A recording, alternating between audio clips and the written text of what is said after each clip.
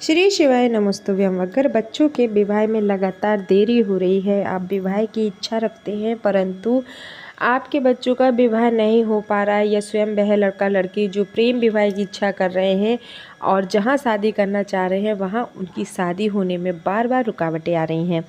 बार बार अगर शादी में रुकावटें आती हैं तो कहीं ना कहीं ग्रह दोष लगे होते हैं, जिस कारण से बच्चों की कुंडली में विवाह के योग नहीं बन पाते हैं। और जब विवाह के योग नहीं बनते हैं तो जो रिश्ते आते हैं शादी तक बात ही नहीं पहुंच पाती है।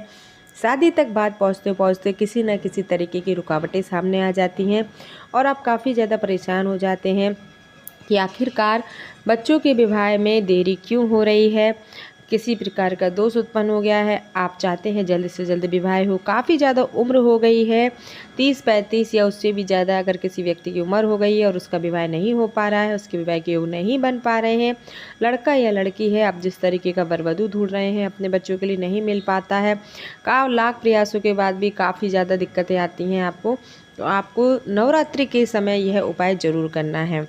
चैत्र नवरात्रि में यह उपाय किया गया आपको बहुत ही ज़्यादा पूर्ण फल लाभ देगा। अचूक उपाय है।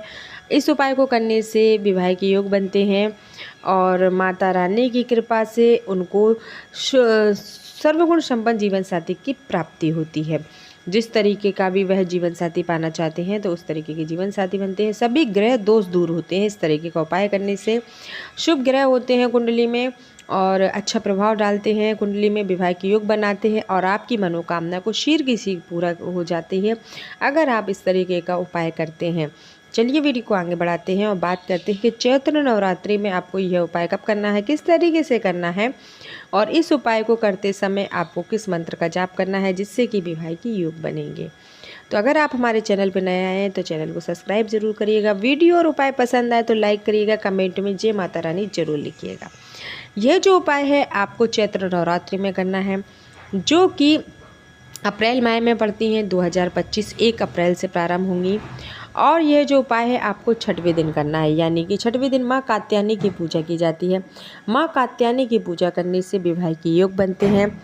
2025 1 अप्रैल से प्रारंभ होने वाली चैत्र नवरात्रि को बहुत ही उत्साह से मनाया जाता है और इन नवरात्रि में आप अपनी मनोकामना पूर्ति के लिए काफ़ी सारे उपाय हैं जो कि ज्योतिष शास्त्रों द्वारा बताए गए हैं।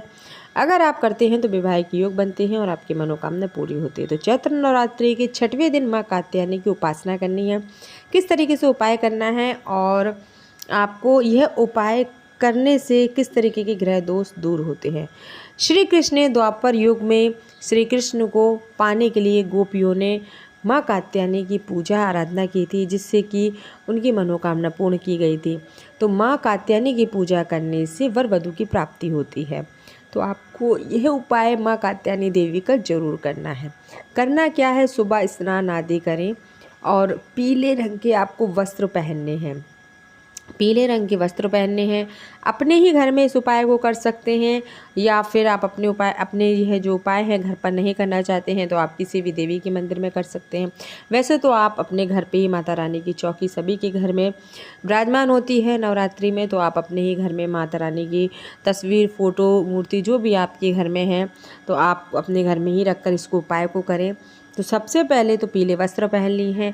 उसी के साथ अगर आप लड़के के लिए कर रहे हैं लाल गुलाब के फूल 5 ले लें, लड़की के लिए कर रहे हैं तो 5 पीले पुष्प ले लें और साथ में आपको इस उपाय के लिए एक दीपक तैयार करना है। इस दीपक के साथ आपको 3 हल्दी की गांठें लेनी है।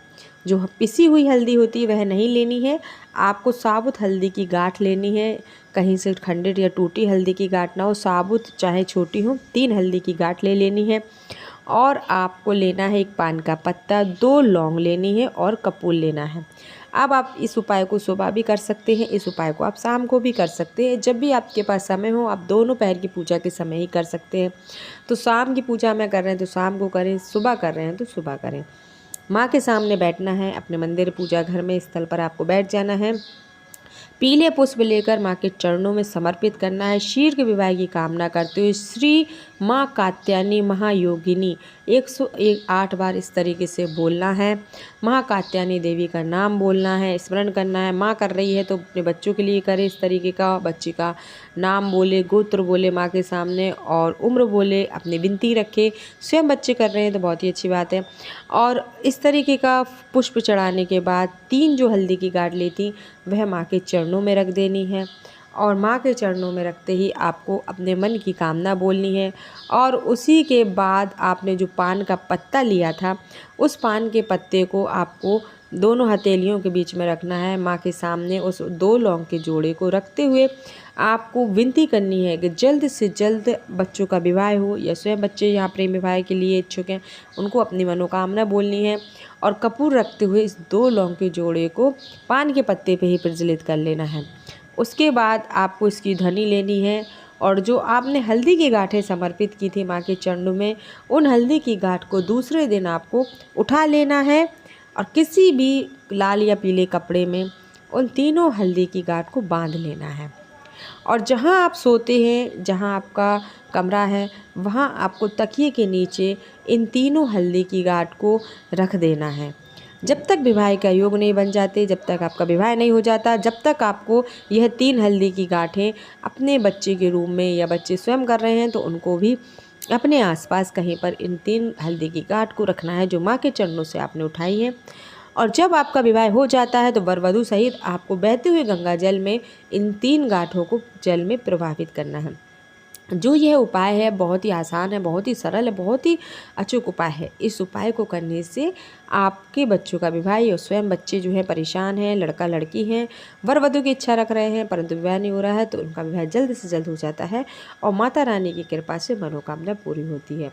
तो आप इस उपाय को पूर्ण विश्वास के साथ, पूर्ण श्रद्धा के साथ चैत्र नवरात्रि में जरूर करें।